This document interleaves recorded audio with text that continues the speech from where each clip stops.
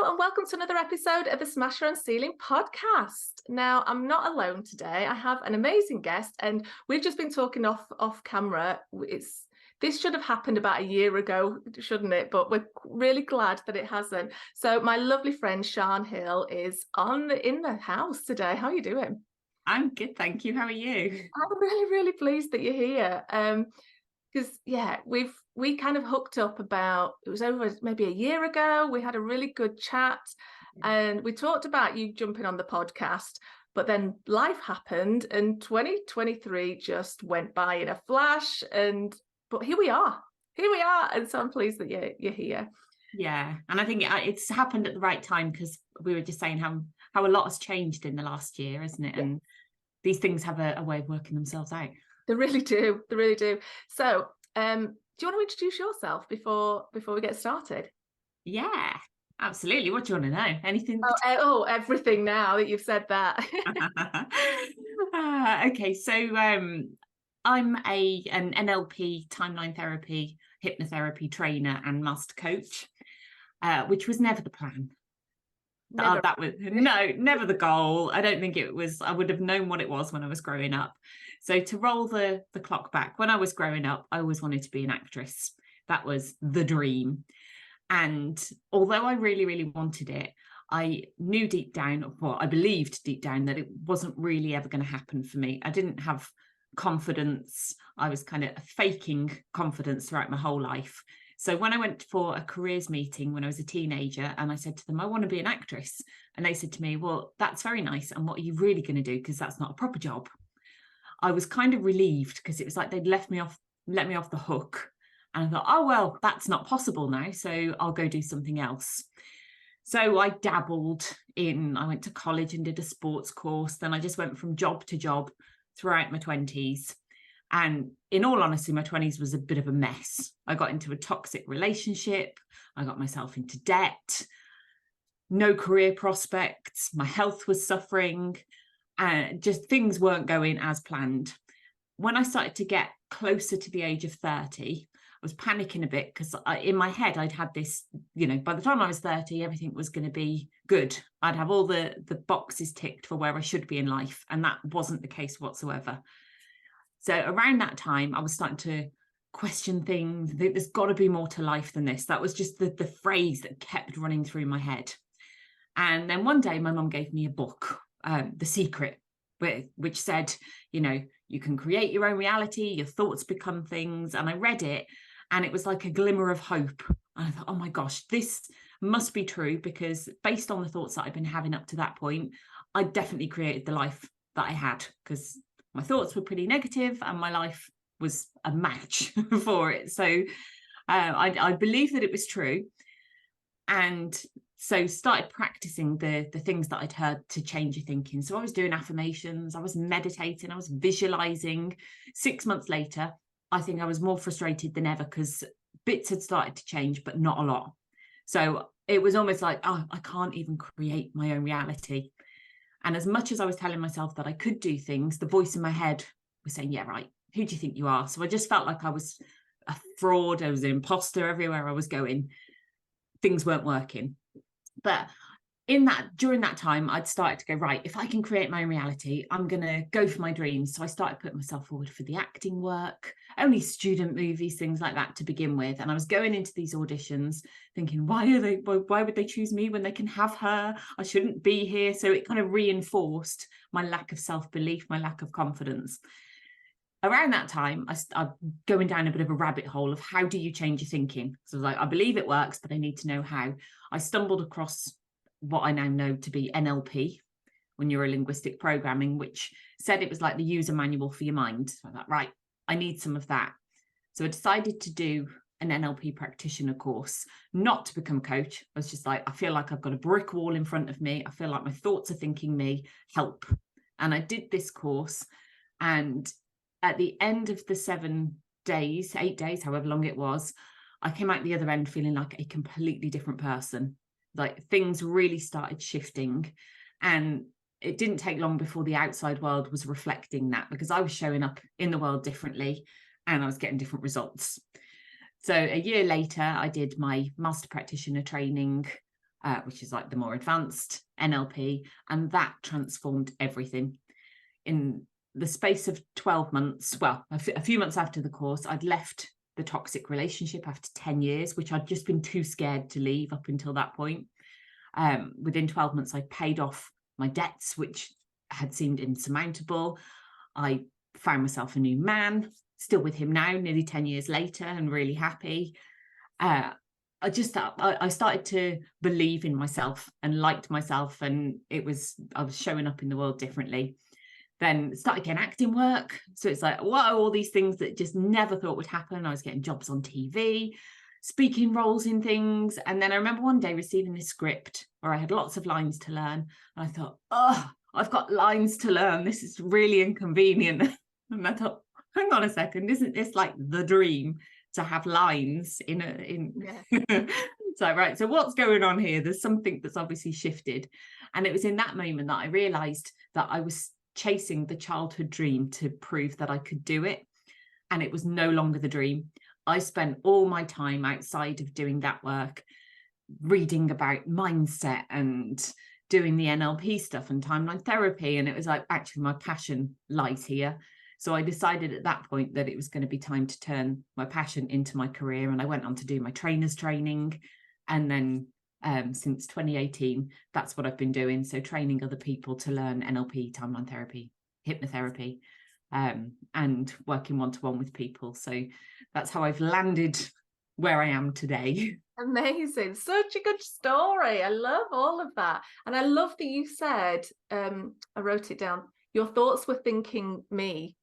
What it paints such an amazing picture, because we've all been there, haven't we, where our thoughts are just whirring round and round in our head, and we can't seem to shift those beliefs that are holding us back.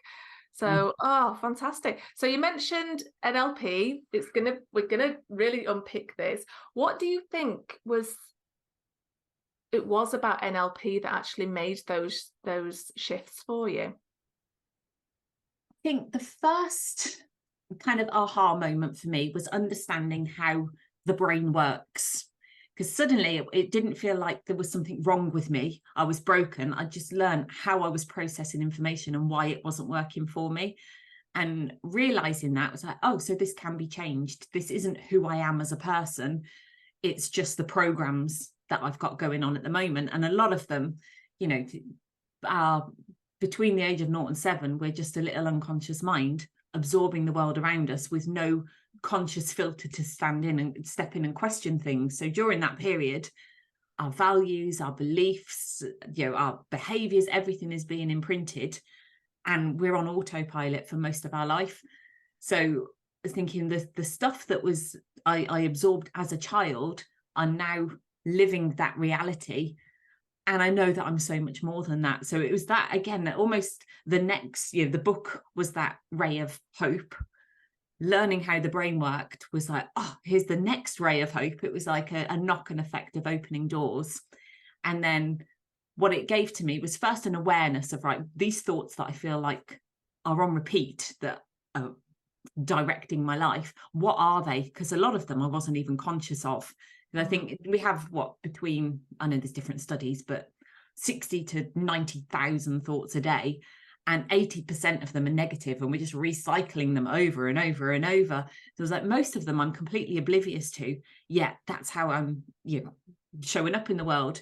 So first of all, becoming aware of what are these thoughts that I'm actually thinking, and then having the tools to be able to change them, and change them really quickly. That was the thing that fascinated me the most, is like change doesn't have to take a process. So, time, years and years and years. It can happen instantly when you know how. Yeah. So how do you then become aware of all of these thousands of thoughts? Because I know we've all got them. They're happening all the time. And you're right. I call it it's like lift music, where you go into a lift and you can kind of hear the music in the background, but you have to really tune in to hear it properly. And our thoughts can be like that. They're just going on and on in the background, and we don't actually know what they are, but they're having a massive impact on our results and what we're actually seeing in the world. So how do we actually start zoning in and seeing these thoughts clearly? So there's two things that I want to share with you to kind of bring this to life. Firstly, it's if I explain how I see the mind. So we've got our two minds, our unconscious and our conscious mind. Our conscious mind is the rational, logical, linear, analytical, critical thinking mind, and everything that we're aware of in the moment.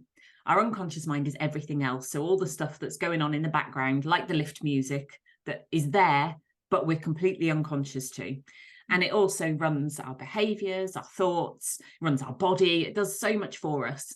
So between the age of 0 and 7, most of those behaviors, thoughts, emotions, memory, all those things are imprinted.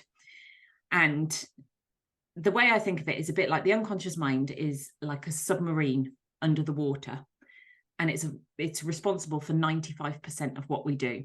So by the age of 7, it's programmed to kind of head in a particular direction, and it does it on autopilot. And a lot of that is really useful because it allows us to function day to day without, having to think, right, how do I walk? How do I put the kettle on? How do I brush my teeth? It's all programmed in there. So we do it without any conscious effort. And then, of course, there are the programs that don't help us, like the limiting beliefs, the bad habits that aren't serving us. So it's merrily unconscious mind, submarine on its way. Our conscious mind is a bit like a rowing boat sat on the top of the water, and it's responsible for the other 5% of the power of the mind. And it's the thing that we call reality, because it's the stuff that we're aware of. It's like our view, our perception of what's going on. Now, when we don't like the view, we get out our metaphorical oars and we attempt to turn the rowing boat and go, do you know what? I'm going to get fit. I'm going to start a business. I'm going to get a new job. I'm going to get into a relationship, whatever it might be in life. So we get out the oars and we start to try and change things, try and change our behaviors, the way that we think. But what a lot of people don't realize, don't know, don't take into account is that the submarine and the rowing boat are tied together. And the submarine didn't get the memo. So it's carrying on doing its thing. And we're in our rowing boat attempting to pull against it. And it's like fighting 95% with 5%. It's called willpower. It's tiring, and it's why it doesn't work. And this is why so many people give up. So one of the ways that we can become aware is if we're wanting to do something and it feels like really hard work. If the feedback that we're getting is, I feel like I'm in a battle with myself, I feel like I've got this inner conflict, like I want it, but I don't. That's a good indication that the things that you want are in opposition to the thoughts and the beliefs that you have. So you can use the way that you feel as feedback. The other way that I think is really useful is using one of the universal laws, which is the law of correspondence. So we've got many universal laws, gravity being one of them. So people kind of understand what I'm going on about, gravity exists, what goes up must come down. So we work with it. We walk out of our front door instead of the top bedroom window so that we are safe. Now, the law of correspondence is as within, so without. So the world is like a reflection. Whatever's going on for us internally is going to be reflected back at us. The way that you can use that is, if you're not sure what your thoughts are, look at your life. And that will be a reflection of what may be going on.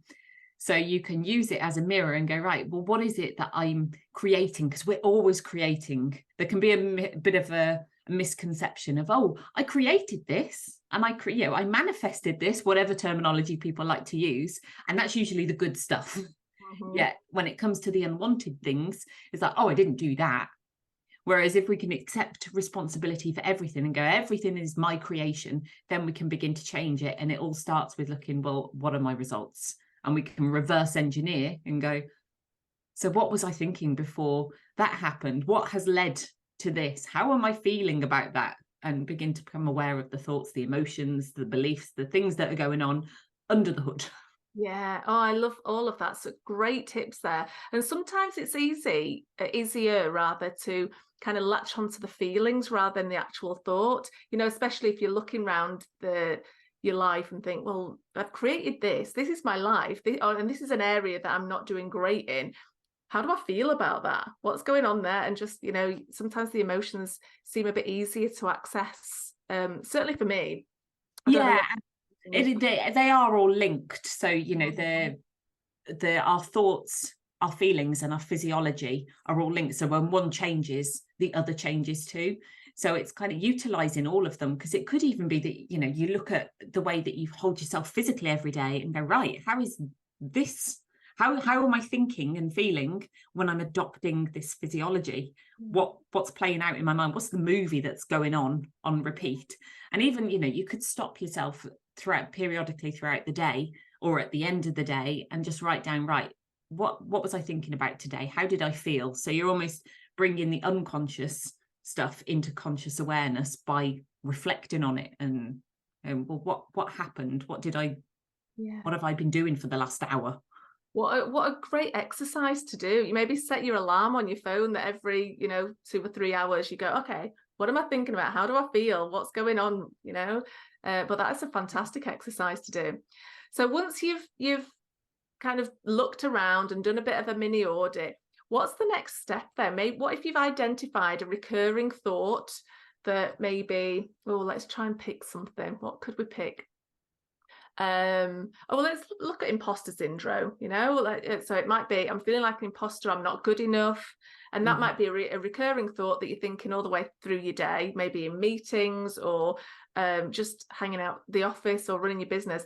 What do you do then? Because we can start to overthink things, can't we? Yeah, because it's great. All right, now I'm aware that I've got this stuff. What do I do with it? Brilliant. I know that I believe I'm not good enough. Woo! So to carry on with what we just finished on, the thoughts, the feelings, and the physiology, whilst this isn't dealing with the root cause, I'm all about working with what you've got in the moment. I'd always encourage people to go deep wherever possible, work with a coach if they want to.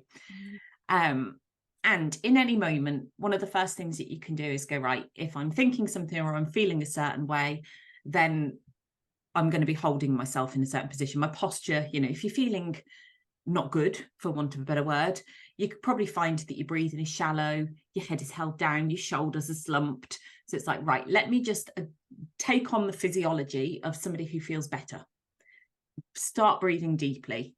And you can guarantee when you do that, your thoughts are going to change. You're going to start feeling differently. Move your body. If you're feeling down, movement gets energy flowing, and energy in motion is emotion, and you can create better feeling thoughts by doing that. So there's tapping into the physiology. And to change your thoughts, remember positive thoughts from the past. So you're almost pulling on experiences where you have felt good, thinking about them in the moment. And when you think about them, you're going to start feeling differently and then showing up differently. So it's all like, what do I have access to that I can tap into most in this moment, and go on with that. Yeah, I just want to pick up on that, because that's such a good tip. And I remember when I went through my NLP, a few years back, that was a game changer for me, because I'd been doing affirmations like I know you had as well. And it felt like I was just saying the words or thinking the words. There was no emotion attached to it. But when I started pulling from previous experiences, and even sometimes from when I was a kid, if I'd beat my brother at, a game or something, or I'd won a sticker in a sports day, it can be something as far back as that. You're just looking for the emotion. And when I started doing that, things changed, because I was able to connect the dots. So it just gives that little bit of oomph to everything, doesn't it? Yeah, everything is to do with the way that you feel in any moment. Our feelings determine the thoughts that we have, and they impact on our ability to carry things out. It's all about state control, and we have the ability to change the way that we feel in any moment. The first thing that we've got to do is take responsibility for that, because it can be easy to push things outside of us and go, I feel this way because of him, her, XYZ, my job, my meeting, whatever it might be. And you can stay and feel that way, absolutely. We all have free will. And my question is it serving me? Like, do I feel good in this moment? Is this worth me feeling this way? Or am I going to decide, right, yes, that's happened, and I can choose how I feel in this moment by changing my physiology, thinking different thoughts, remembering feelings, even if it's just to feel better in that moment, because the mind, it looks for evidence of whatever we're focused on. and it will look to prove itself right. So to go bring it back to the belief of I'm not good enough, how can you shift that? Attempting to go from I'm not good enough to I am totally good enough. It's like it's a big jump. And often you can get some unconscious pushback. It's like you tell yourself with the affirmation, I'm good enough, and your unconscious mind is going, no, you're not. Are you kidding? Yeah. So it's like, right, how can I start to bridge this gap by going, do you know what? There have been times in the past where I did all right. And it's like, I can get on board with that. And I can remember a time where I did all right. So you're almost taking it step by step by step. And then your mind will look for evidence of that. There's a part of your brain called the reticular activating system. And it's like a bundle of nerves in the brain that's attached to all your senses. Now, every second of the day, the brain is being bombarded with millions of bits of information, way too much for us to consciously process. So most of it we delete, distort, generalize, and we're completely oblivious to it.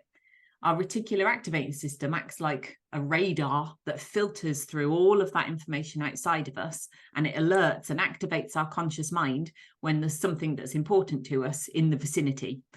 So, this is where I think some of the law of attraction stuff comes in. You decide that you want something, and then suddenly it's everywhere. And it's like, where did it come from? Well, your reticular activating system is like the gatekeeper, and it responds to what's important to you, which is what you focus on. And your focus is directed by the questions you ask yourself. So if you're saying, oh, why did I do that? I knew I wasn't good enough. It'd go, oh, here's some more evidence as to why you think that. Here's some more. Whereas if you were to start saying, right, okay, I don't know, if you'd say, oh, how do I know that I'm okay? Yeah, when have there been times, or where am I quite good at things?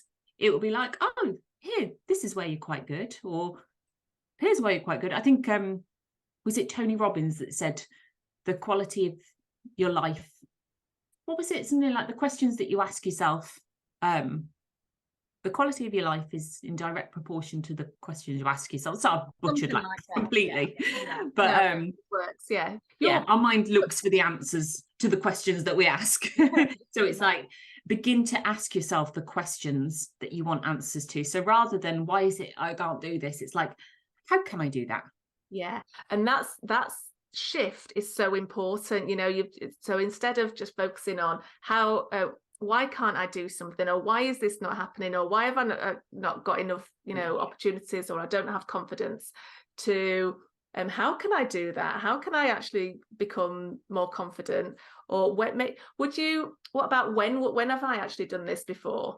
Would you focus on the how, or would you look at when too? Any questions that I tend to ask myself, I always think, what's my outcome for this? What's my purpose in asking this question? What's the information that I want to bring into my awareness off the back of this?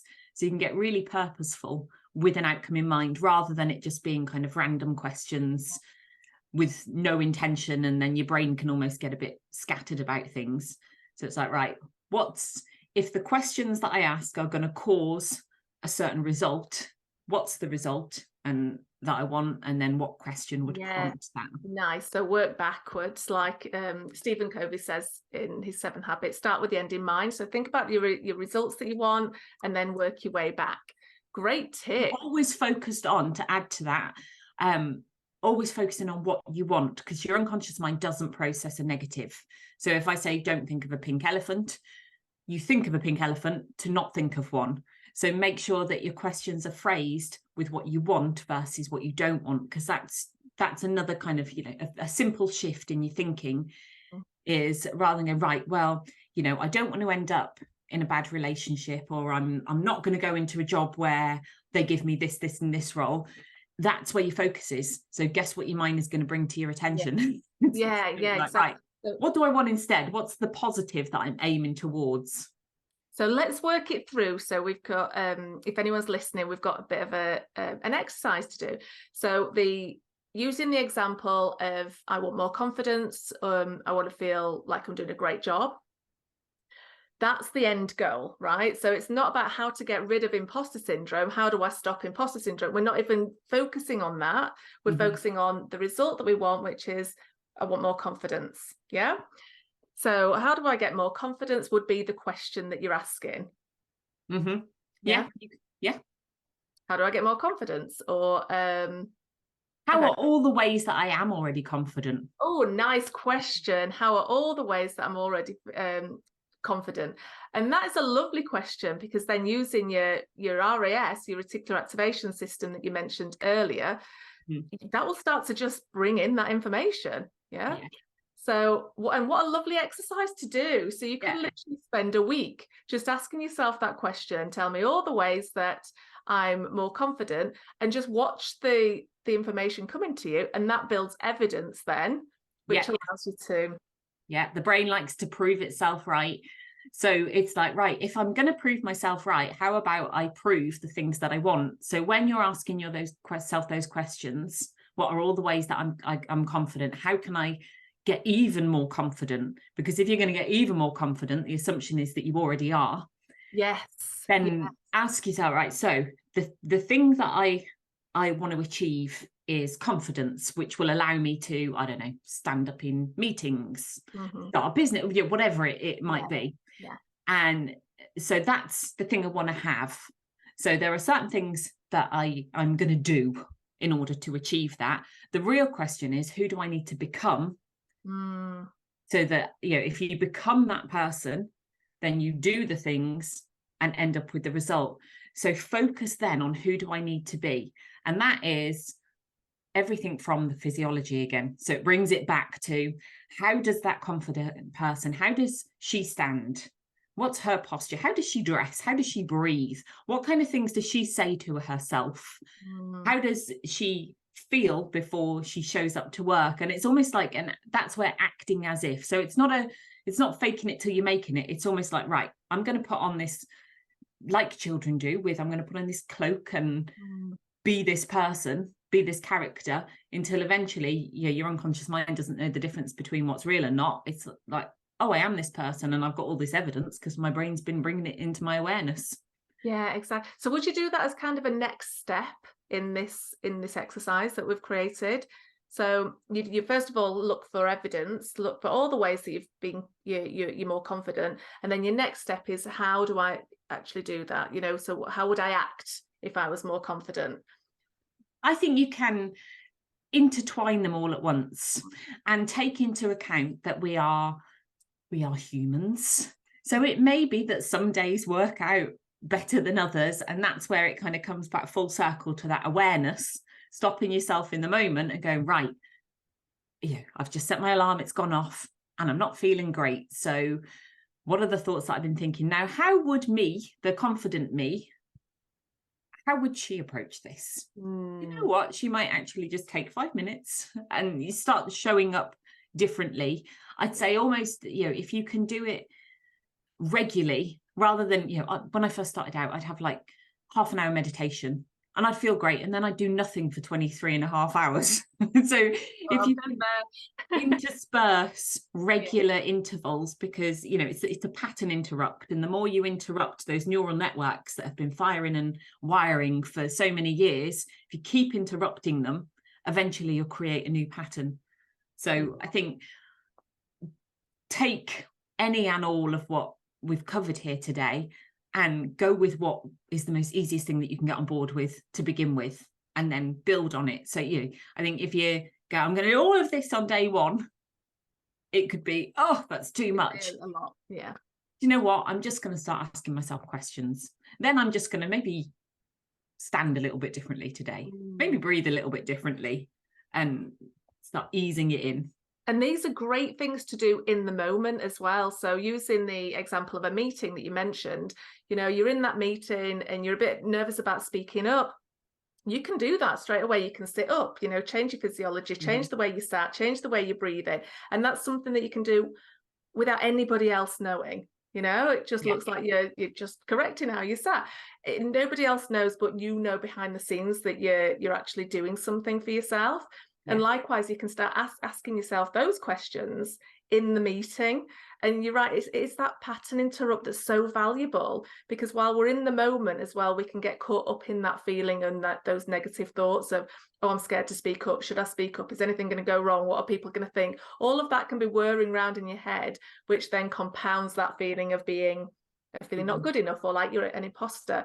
So to just give your brain a bit of an activity of asking yourself some useful questions, you can do that without anybody noticing. And I think that's so valuable.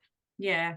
And then even the most simple of things, you're asking those questions, and then you'll suddenly become aware of, oh, that time in the meeting where I actually asked a question, that was me being confident, and it compounds. And then it's like, oh, I can do that again. And suddenly pushing yourself and, thinking, using the word imposter syndrome, which is really like a label that's a set of different beliefs.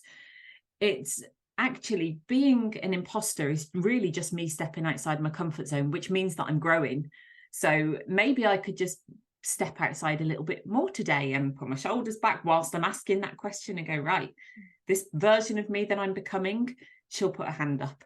And it's just, put your hand up and just do that. And then your mind goes, yep, there's some more evidence. There's some more evidence. So it then becomes a cycle that kind of fuels itself in support of your goals rather than in detriment. Yes. And I love what you just said, Sian, about this version of me does this now. And again, that one sentence is so powerful, because it kind of takes it away from fake it till you make it, which again is a lot of people don't like. They feel like they're being more fraudulent if they're doing something that's not genuine. But in actual fact, you're just stepping into the newer version of yourself sooner. You just, and that's fun. That's fun to kind of experiment with. Yeah, if anything, it's coming back to who you really are, because at our essence, at our core, we know that we are good enough. We know we're worthy. We know that we're capable of anything and everything that we want. It's just the limiting beliefs and the layers that have been put on over the years that filter our world and prevent us from seeing that. So it is almost like I'm becoming who I really am in this moment. I'm letting myself shine as I should have done in the first place. Oh, I love all of that. She's got goosebumps, that's so nice. So I've just looked at the time, and we have talked for ages already. I know we could talk about this topic because it's something so close to both of our hearts, and literally we've both seen the impact of it and the ripple effect from it. So both of these small exercises, I think we've covered about 2 or 3 here, just really small things that we can do to just help ourselves in the moment. But Sian, where can people find you? So the best place to head is probably my website, which is iamsianhill.com, or find me on Instagram. I tend to hang out there more, which again, I am Sian Hill. I figured I'll remember that one. Fantastic. We'll put all the links in the show notes. So please go and find Sian, follow her. I'm sure you cover lots of different other extra tips. And I know you've got a book as well. Do you want to mention your book? Yeah, so I've got a book which is Activate Your RAS, which is the reticular activating system that we spoke about. And it's filled with, firstly, understanding yourself and getting that awareness. And then at the end of every chapter, there's a practical exercise. So it's not just learning information, it's about how do I then implement it in real life. So it's a book where you can keep coming back to it, dipping in and out. Covering all things from universal laws to how the mind works, to your emotions, to a bit of goal setting, a bit of everything in there. So that's a great kind of starting point to start shifting your thinking. And then also I've got the podcast where I share lots of tips. So Vibrant Mind, Vibrant Life, which is filled with lots of NLP things and twists on a bit of the woo side of stuff as well. Brilliant. So much there. So all the links are in the show notes. Go and find Sian, go and binge all of her stuff, which is amazing. Sian, I've really loved having you here today. I could, like I said, talk about this forever. But you've got stuff to do, and we need to move on. But thank you so much for hanging out with us. I really appreciate it. If you've enjoyed this podcast, please share the love. Send it to somebody who you feel as though they would benefit from that, or share it with your audience. And if you could leave a review as well, that really benefits us, because we can get a reach to a lot more people. which is, it's good to be on the right side of the algorithm, I feel. So Sian, again, thank you so much, and I'll see you soon. Thank you for having me.